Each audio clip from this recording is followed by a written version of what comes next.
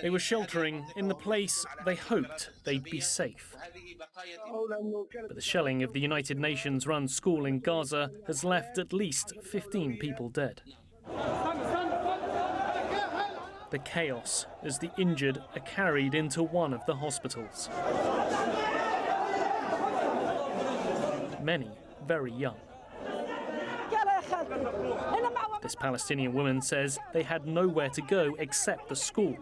They fired rockets on us, she says, and asks, where shall we go? The UN's top humanitarian official says the fighting must end.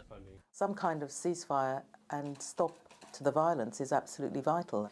In the meantime, we are extremely concerned with the deteriorating humanitarian situation. People are running out of food. Water is also a serious concern. The situation is even more dire.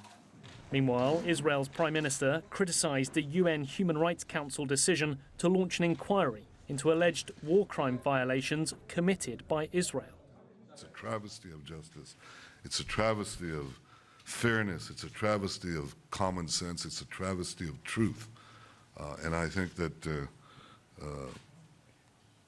it will not prevent us from continuing to act to defend our people.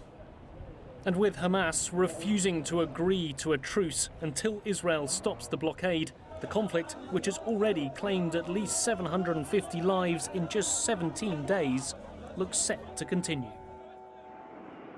Well, the United Nations Secretary-General Ban Ki-moon has put out a statement in which he said that he is appalled by the news. He says that many people have been killed, including women and children, as well as some United Nations staff.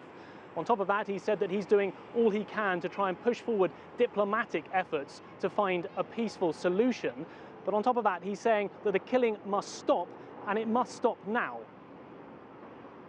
Nick, is the UN expected to address the escalating situation there in Gaza?